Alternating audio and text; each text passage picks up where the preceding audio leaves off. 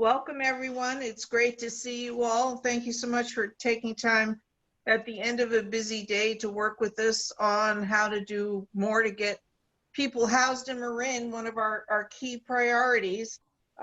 We are doing the session of housing as a preventative medicine today, where we continue to delve into how to effectively advocate for housing here in Marin. We'll be focusing on how to talk to peers about housing and mobilize your network to get involved. Today's panel is brought to us by the Housing Crisis Action Group in partnership with the Bay Area Housing Advocacy Coalition. I feel like Donald Trump, I can't say the word. Advocacy Coalition. BayHAC advocates for the creation of more housing at all levels of affordability for Bay Area residents present and future. At HCA, our mission is to create, build, and preserve much needed housing in Marin by educating, convening, and mobilizing advocates just like you. I'm Cynthia Murray. I'm the CEO of North Bay Leadership Group and chair of the HCA Steering Committee, along with planning consultant Larry Kennings, who's program director, Larry Kennings, and then program director for the Aging Action Initiative, Linda Jackson, CEO of the San Rafael Chamber of Commerce, Joanne Webster, and College of Marin trustee, Diana Conti. This panel is possible in thanks to our sponsors, the Marin Community Foundation, EAH Housing, the Marin County Office of Education, and you, our coalition organizations and individual members that make up the HCA. You can learn more about us at housingcrisisaction.org. We're excited to bring you this series of webinars geared to equipping you with the skills to effectively advocate for housing in Marin. We know it's tough to get up and speak before your local elected officials, and we want to make it so that you can do that and work to help build the political will with your neighbors and colleagues and co-workers. This is a movement for equity and justice, and we see it gaining momentum, and this is a unique opportunity to make this a significant impact on our housing crisis together. And it really is going to take our collective work to make this happen. Today, we're going to discuss organizing in Marin, sharing organizing strategies, talking about relationship building, and how to have a productive one-on-one conversation with different types of neighbors and friends. We'll move into breakout rooms to practice these conversations and then share some opportunities for you to use the skills you hone today. We do not ask that you stay muted, but we do ask, please stay muted until we go into the breakout rooms to keep this meeting running smoothly. The second half of the session will be interactive, so we encourage you to join us on video and off mute for our breakout rooms. We're so impressed with the diverse group of folks with us today. To get to know each other, please share your name, organization, and relationship to Marin in the chat. So the little chat button on the screen. And we're very glad now that you could be with us, and we're going to delve right in. I'm excited to introduce Ethan Stroll, who is Deputy Director of BayHAC, and he's going to lead us through the first half of the meeting. Welcome, Ethan. Thank you. Thanks so much, Cynthia. Just a quick clarification. I am actually not the Deputy Director. I'm working as the Marin organizer here at BayHAC. Corey is our Deputy Director. He'll introduce himself, but I appreciate the nod of approval. I gave you a promotion, sorry. So I just want to start. Why is organizing important to build housing in Marin County? And really what we're trying to do, BayHAC, HCA, is to create change and get a lot of people rallying around our shared cause, building housing in Marin. And the folks who tend to oppose housing can be the loudest people though.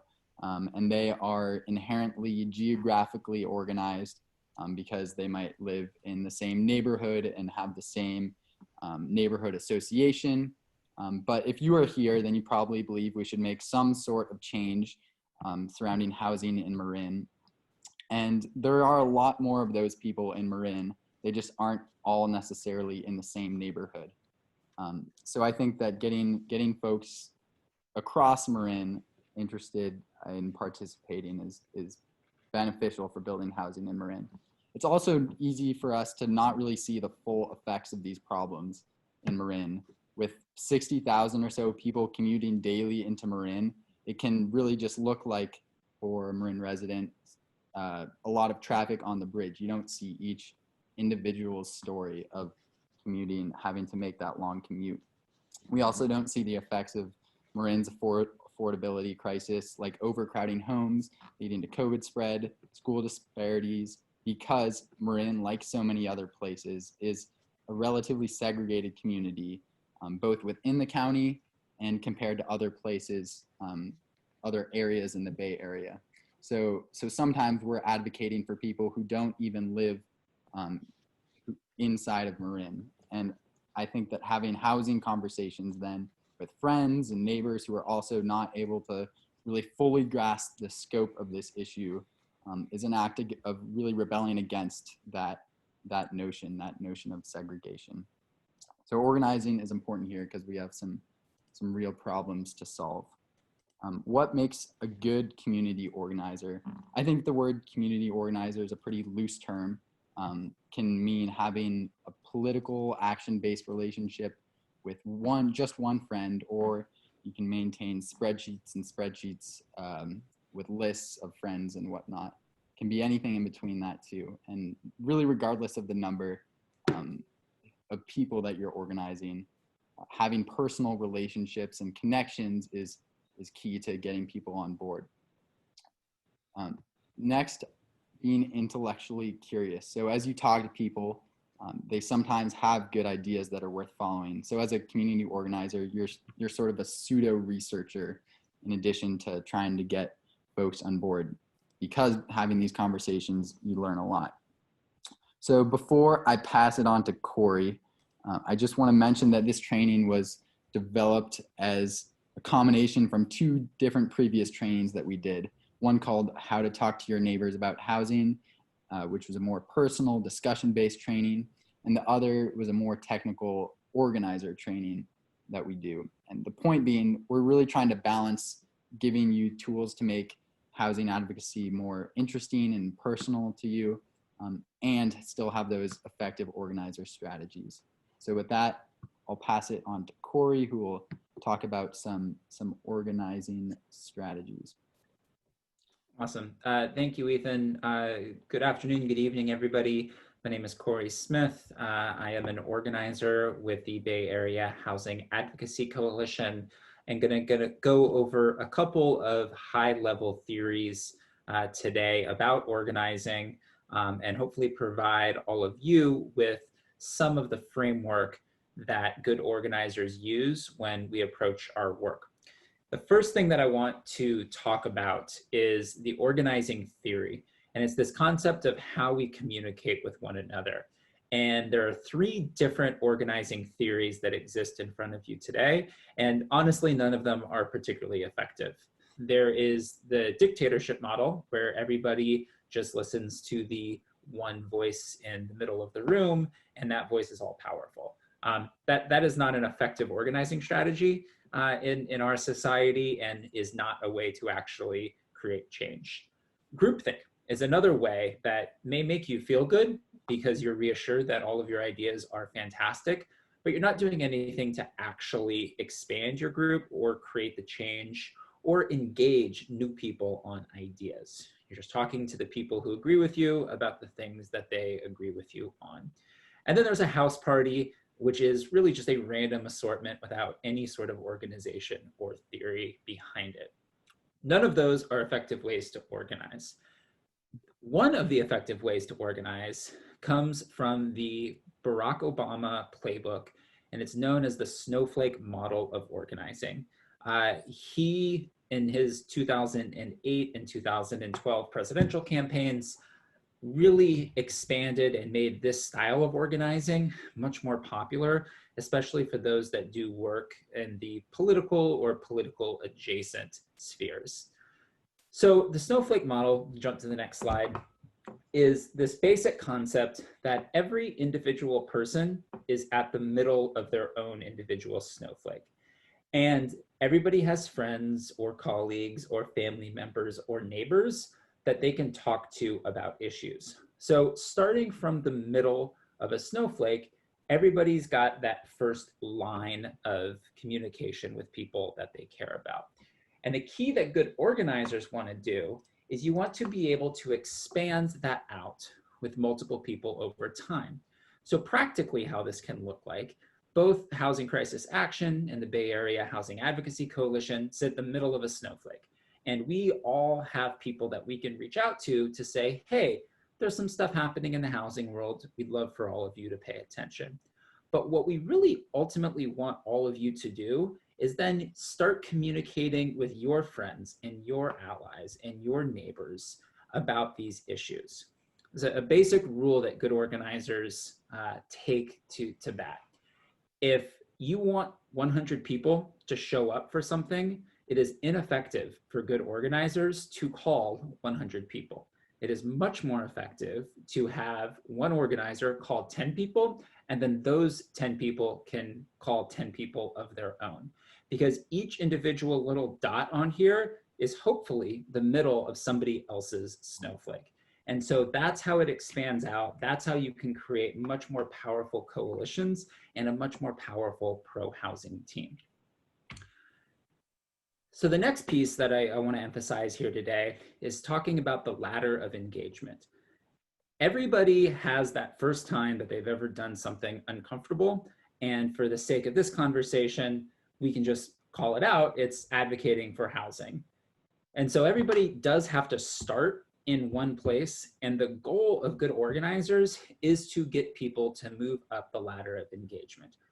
So the first thing somebody would do is signing up for an event, right? This event, hopefully it's your first event. Well, hopefully it's not your first event, but if it is your first event, like signing up was step one and then attending was step two. You have now taken a proactive step to move up the ladder of engagement. And then maybe after you attend your first event, maybe you follow one of our recommendations to send an email to an elected official. One higher level of engagement, doing something a little bit more active that moves you up that ladder. Then you talk to a friend and you mention, hey, I talked to these people and they suggested this housing advocacy training. I think it's a big deal.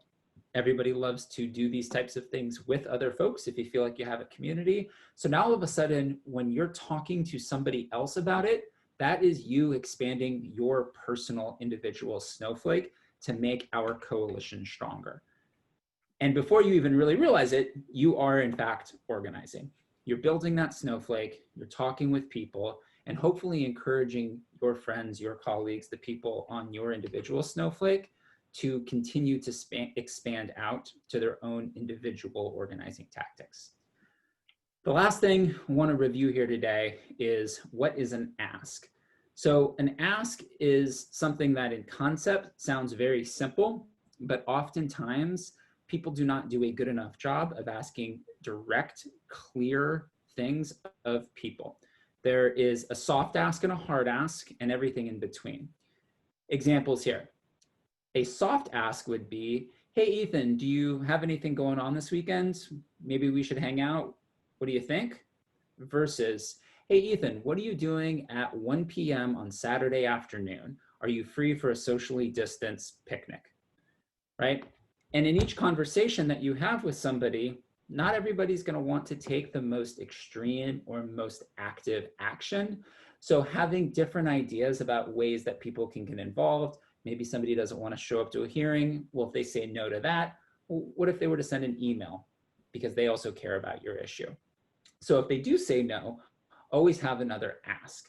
And whenever you have a conversation with somebody, if the goal of your conversation going in is to engage them on the activity that you care about, hopefully that you both care about, take down some notes beforehand. Think about the things that you want to ask. Think about the best possible thing that you could get them to do, but then also have some secondary and perhaps third options that will allow them to get involved, to move up that ladder of engagement without getting too far out of their comfort zone where they would just shut down and say no. So all these things are, again, kind of high level tactics that will hopefully help all of you individually as you talk to folks about housing.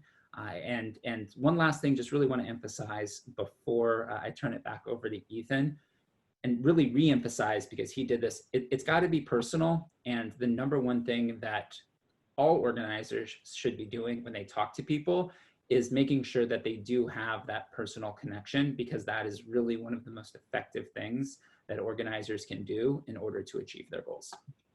And with that, back to Ethan. Awesome. Thanks, Corey. So before we go into breakout rooms, just going to talk a bit more about some of those personal skills and of how to really maintain these organizer style relationships. So the invitation that we're making this session is really to find someone who could be a neighbor, someone who commented on your political Facebook article that you posted, or just a friend, and to have a conversation with some intention of taking action to make change in Marin. So how you find them is really up to you. But what really counts is that you take the first step and reach out to have an organizer style one-on-one. So more on these one-on-ones. This person is probably someone who's pretty interesting and you might want to get to know. And it's also helpful to approach these conversations with your intentional agenda.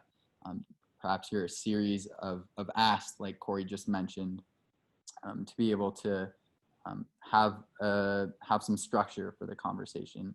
And then one of the items on this agenda should also be listening to their thoughts on housing, on Marin as a community, and how they see themselves fitting into all of it. We'll talk more in more detail about what that sort of listening process looks like. And then you can also share how their thoughts on how they fit into all of this fit into your and our strategy, which might be something like getting friends and neighbors on board to advocate to make neighborhood more inclusive. So emphasizing that they can use their voice and have an impact in our shared goals. And then you can also ask how they might want to get involved. Like Corey said, there's multiple ways that people can be included in this. So I think that there can be I divide the goals for these conversations into some more personal and then more organizer style goals. So on the personal side, having a political community-centered conversation with other folks gives you the chance to learn. So even if you approach the conversation with an agenda and ideas that you have, I think we can all admit that we don't have housing in Marin 100% figured out. So talking to folks helps you clarify your beliefs in these sort of intentional conversations. Also, building a relationship with neighbors and friends in their community is also important, because if housing is built, then you have new people who are moving in, and they'll be your neighbors and the person you are talking to's neighbors. So really our goal is to build these communities that welcome new folks, and that it's done through building relationships. And then we all know what it's like to have a bad political argument compared to arguing with your relatives about national politics or something like that. Having a conversation on housing that's based in Marin, that's close to home, might be a better way to engage in these sorts of political conversations that we might have.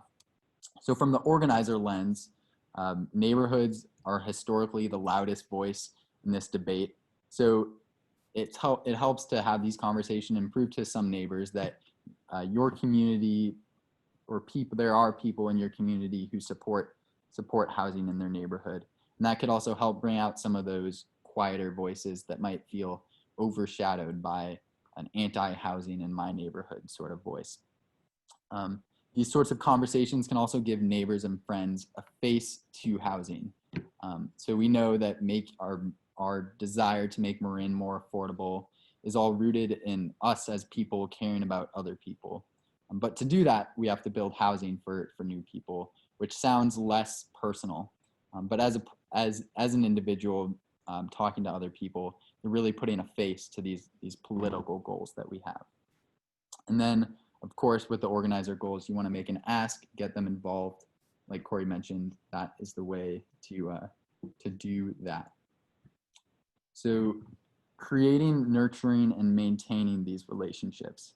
These don't have to be cut and dry concepts, these don't have to be different meetings, but just a way to think about these sorts of one-on-ones that you'll have. So there's an introductory one-on-one, which is your first meeting. You're approaching it with different types of asks and ways to enter the conversation.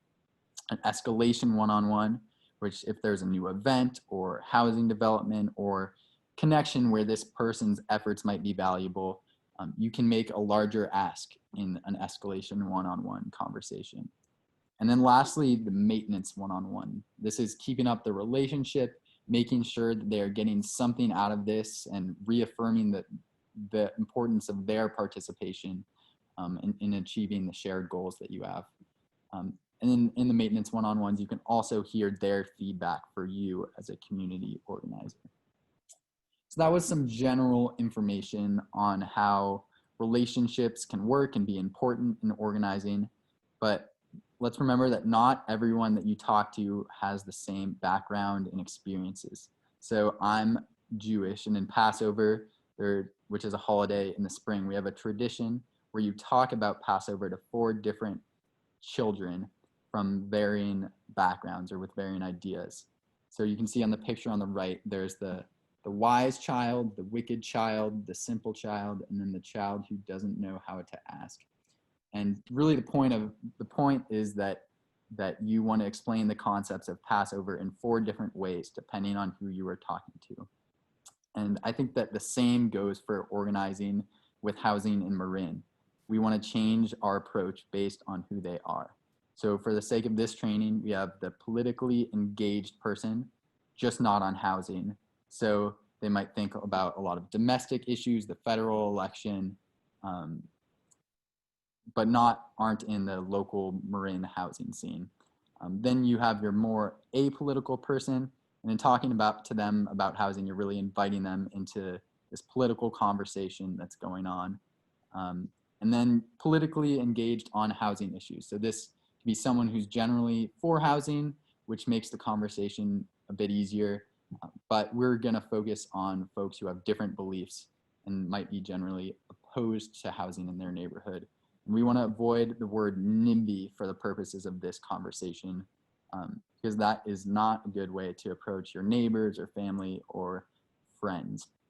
And just a note on the politically engaged on housing person. As an organizer, you're not necessarily trying to change everybody's mind, but rather get more people on board that aren't yet engaged. So we're not saying, we're not telling you to go out blindly and have a conversation with someone you disagree with, but thinking about this work as a personal endeavor, you might want to be able to have good housing conversations with friends, family members, or neighbors that you disagree with. So feel free to engage in these conversations with people who are very different than you politically, but that might not be in the end the best organizer strategy. So we're going to go over some strategies for each type of neighbor before putting you all into breakout rooms. And we have 5 steps for each type of neighbor, and they really apply to these introductory conversations that you might have, but might be helpful for others as well. So starting with your political neighbor who doesn't know much about housing. First, let them know why you are involved. That might be all that it takes to really get them motivated and excited to involve themselves. I think there's also a lot of people in Marin right now who are looking for a way to plug in and create change. So they might just need to hear your thoughts. Next, really listen to their thoughts. This is a political, engaged person. Housing is also interconnected with every other political issue. So if you hear what they're passionate about, you can build off of their ideas and have a good conversation that relates to them on housing. Third, personalize housing. In local politics, you have the advantage of personally knowing and experiencing Marin's housing issues every day. So whenever you're driving around, walking into a store, or just engaging with the community in Marin, you're personally learning about housing in Marin. So you can use your and others' experiences as you talk about housing. Fourth, connect them to housing resources.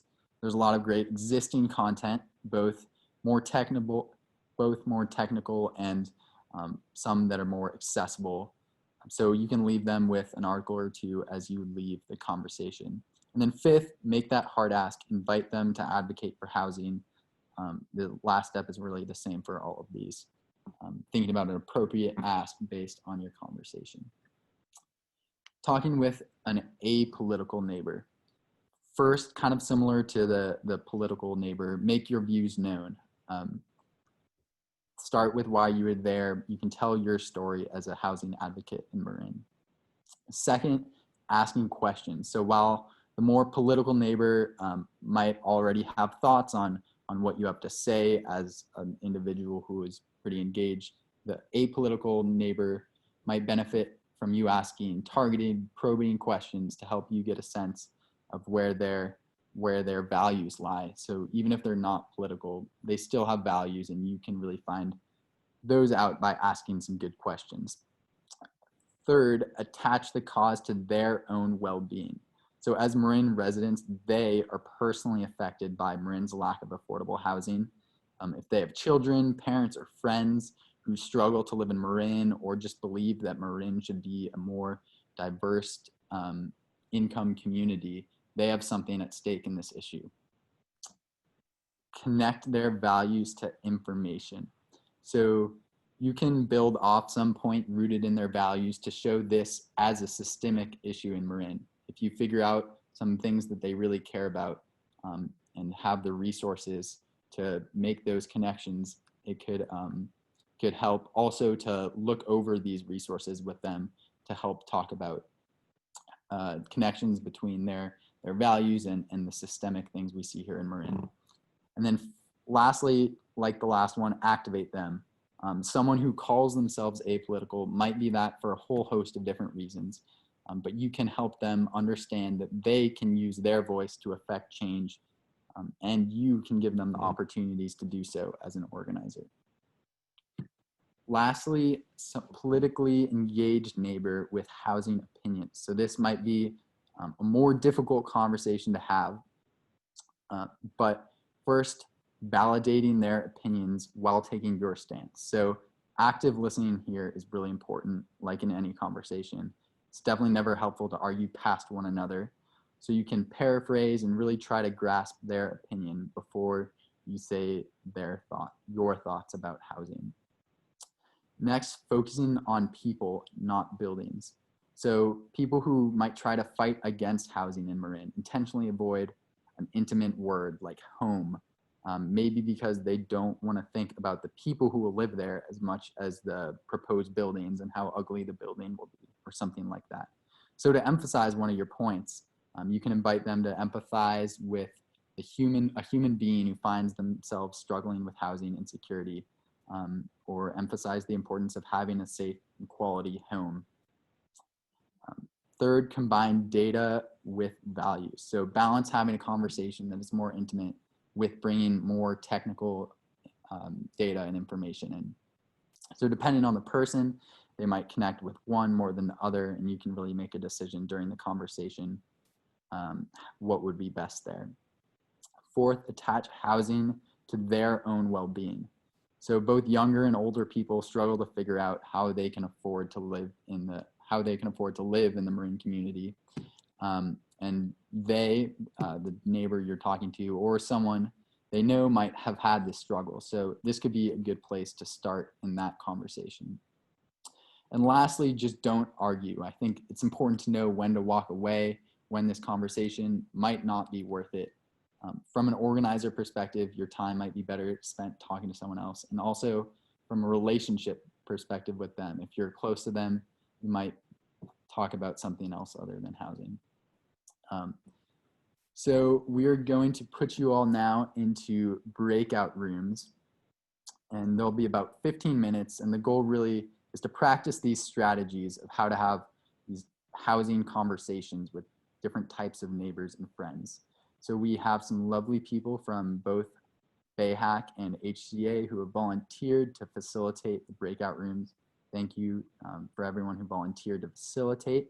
And in the breakout rooms, after choosing your type of neighbor, that your group is going to focus on. You'll be going over some scenarios that you might find yourself in, and practicing strategies to converse and eventually invite them to advocate for housing in Marin. So if you experience any technical difficulties and are kicked out of the Zoom or something, email housingcrisisaction@gmail.com, or you can, if you're kicked out, log back in and we'll make sure to get you into a breakout room. Hello, everybody. So I'm getting my agenda back up. So, how was that? People learn anything? Want to share anything? Our group, and I don't. Go ahead. Here, Peter, why don't you go with Peter, then Thomas? I see Thomas's hand up. Me first or Peter? I'm saying Peter first, then Thomas. Okay. I don't know our group number, but we had a really spirited conversation, and we only had a little bit of time, but we really talked about the need to tell personal stories, and also talked about a lot of the fear mongering that happens around housing that uses sort of an excuse. The excuse that, you know, how affordable housing or even an apartment causes crime to happen. And we talked about how folks often don't understand the importance of programs like the Housing Choice Voucher Program that I was on for many years. And also talked about the need to really tell our personal stories, and not only tell our personal story, but the stories of the folks we work with and know. Yeah, definite importance for personal stories throughout everything. For those that aren't super familiar with how affordable housing or subsidized affordable housing operates, it is often includes additional, the broadest term possible is wraparound services.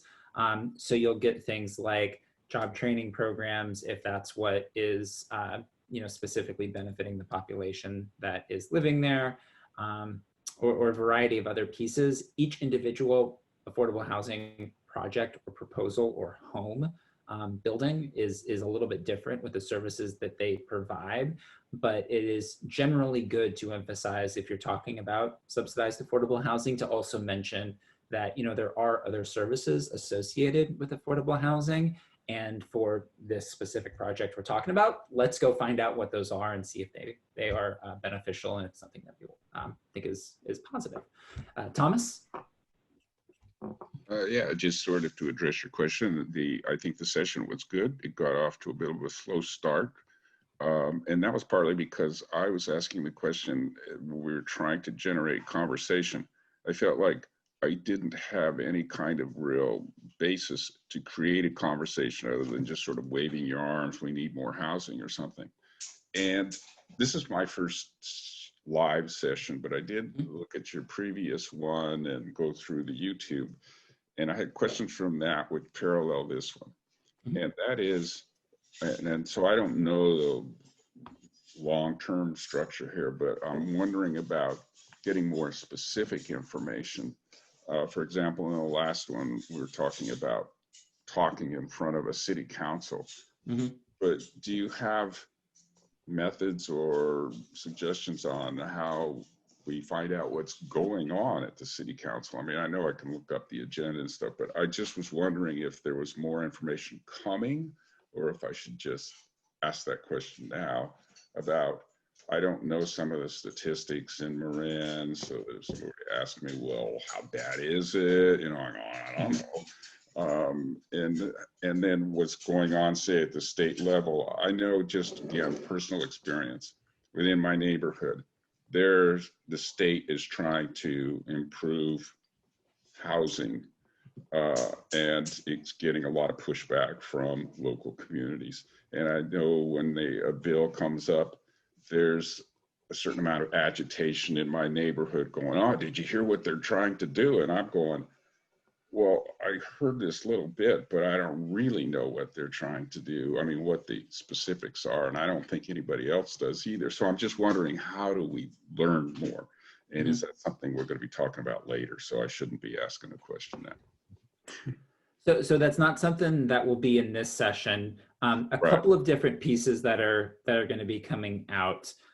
Ethan is leading an effort to revamp our Bay Area Housing 101 presentation.